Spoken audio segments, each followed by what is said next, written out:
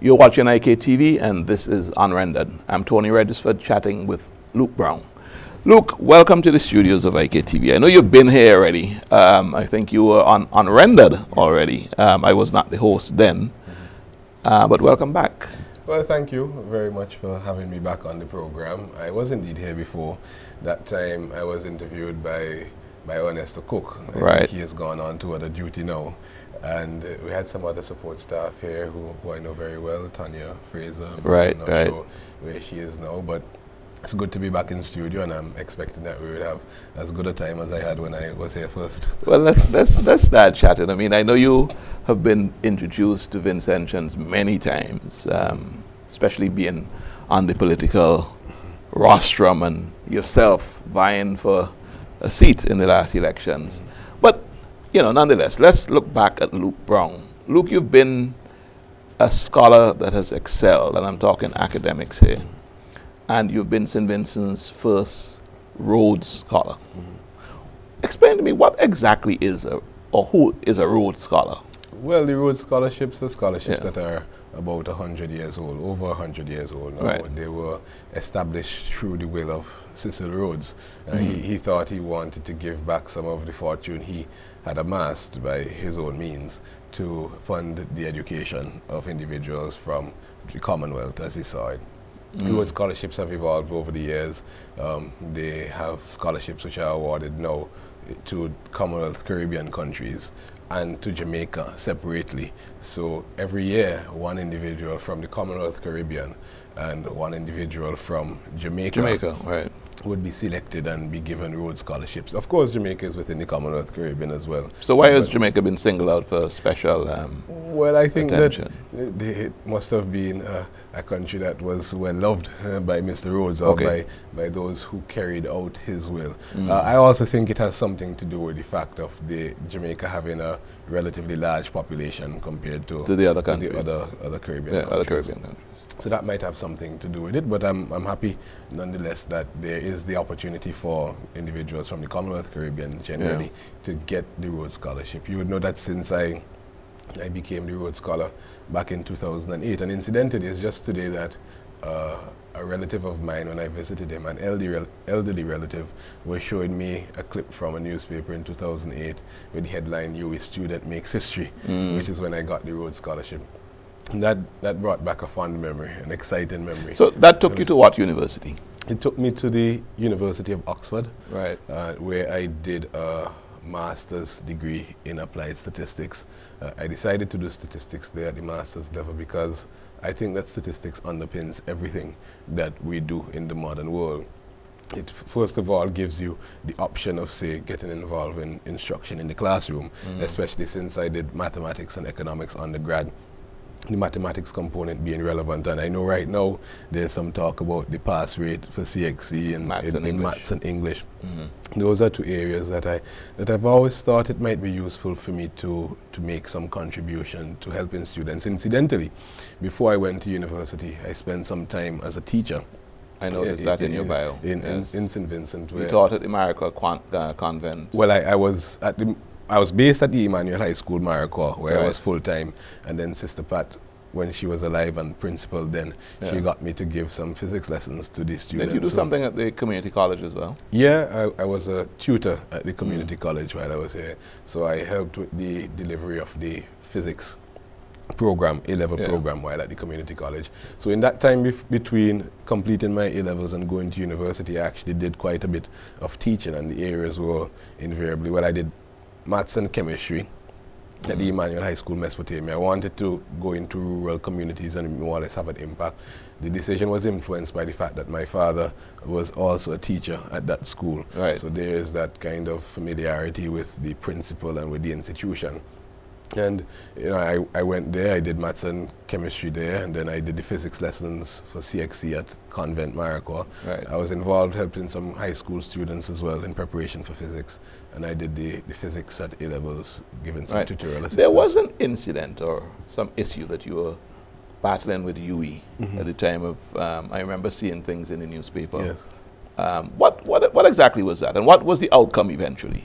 Well, you know, the thing is that I was a very a very vocal student leader, and I really took very seriously when I was elected president of the Guild of Students, the responsibilities of student leadership. That might not have made me the most loved person by some of the people who were involved in administration. I tell you about one fight that I was involved in, for example, and that was on behalf of some students. We wanted a shuttle service for the University of the West Indies. Right now, in K-ville, there's a shuttle service that is up and running that wouldn't have been there without our efforts and our sacrifices. So you're the ones who really pioneered that. We spearheaded it from start to finish. We even generated a petition with 2,000 plus signatures then, and that was hard work. I mean, the university population was not much more than 2,000 then, so you could see that if you're going to take the effort to get that many signatures, that you're serious about your work. We had a march to Bridgetown as well to highlight the condition, because what was happening is that students who were using public transportation,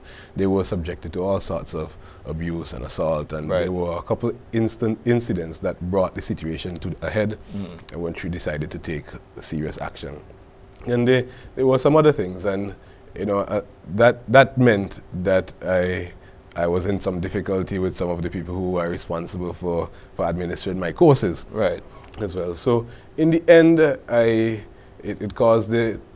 affected or impacted on the kind of degree that I got from the University. I think it was an argument about second class, upper class honors, something like that. Yeah, I mean, at the end of the day, and the thing is, the cases are clearly chronicled, and I even back at that time presented some material for public consumption where we talk about the particular cases that were offensive. We talk about breaches to the examination regulations that were made, and we left it in the public domain. I mean, at the same time, I wanted to maybe pursue things further. At the same time, I was going off to the University of Oxford, and I didn't think the energy that would be. So basically, you just left it. You accepted the grade that you were given, the pass that you were given. Well, we accept things in certain measure. It's still there as something I would like to maybe take up, and my plan really is to tell that story more completely through published books and so on, and I've already done a lot of research for that material, and I think that that's the way that I would get some sort of resolution and satisfaction in that case. You returned from UE, and before you went off to University of Oxford, or well, actually you did go off to University of Oxford, but you had not yet completed your final studies before you entered politics. Yeah, in fact, I was still doing my master's when I came home, and I got involved in the election campaign for 2010. I carried through that campaign, put all my energy into it. I had a temporary break from the studies that I was doing. So let's look at the scenario. If suppose you were successful, and we're going to talk about that whole bid for you know, the seat of East Kingston in detail, but suppose you were successful in the 2010 election, where would you have then completed your masters? I would have still been able to complete the masters. I mean, what was outstanding at that time, because I had already incidentally finished my dissertation for the program, what was required at that time was for me to take the final exams. The final exams, you know, in this age of distance work and distance study, you could get that done. So as soon as the elections were done, I would have been able to get that out of the way, one way or the other, and then move on with the career, including what may have been very well representation of the people of East Kingston in Parliament. Now, do you consider yourself an economist? I've studied maths and economics. I'm employed as an economist now. I pay close attention to what's going on in the economy, so I think if I do all of that, I'm probably an economist. Okay. So you're actively in the practice of economics because you are employed in Ministry of Finance. Yeah. Basically as an economist. Yeah, I'm employed basically as an economist, and I do that day in, day out these days. I mean, obviously there are some other projects that I work on. My particular focus, my particular work focus these days has to do with pension reform. It has to do with the, you know, that the government right now is looking to undertake some pension reform, particularly within the civil service, because of some of the challenges that are faced by the civil service and the pension provision in the civil service right now. You could consider an anomaly, you might say, where an individual could retire with a greater income than they were getting when they were working.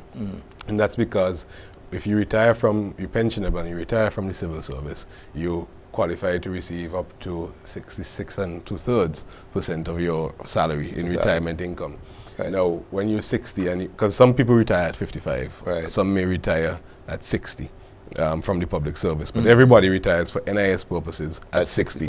At 60? At 60. Right. So if you, by the time you're 60 now, and you've been working all these years, it means that you could get the 66 2/3% from the government, and you could also get 60% from the NIS, which means that there's a theoretical maximum of 127 odd percent of your final salary in pension. And they think that that is something that should be addressed. Right. And they're also thinking that they could perhaps make some sort of contributory arrangements. You would recall that the government has done some important work which I think has benefited Vincentians generally about pension reform, which include because I think they have moral authority on the issue of pension and its reform, because there was the even retroactive repeal of the law, which I think was passed in, perhaps it was in 1993, or to say that if you entered the service after 1993, then you would not be eligible for pensions and so on, and the government repealed that retroactively. So when they come to the table about pension reform now, I think people have a clear idea that they are going to try, that the government is going to try to work out whatever is best for their purposes. I mean, admittedly, there are also going to be financial sustainability considerations, but we also look to create the balance between those considerations and the social dimensions. You were actually at pains to point out in several articles in the newspaper the opposition leader, his, in your words, lack of understanding of some of the things that happened at the NIS. I want to pick that up when we come back to the second segment, because I have been reading, some of your writings on that particular issue. So we're at the end of the first section. When we come back, we'll pick that up. Let's get there. This is Unrendered. My guest is Luke Browne. More with him when we come back.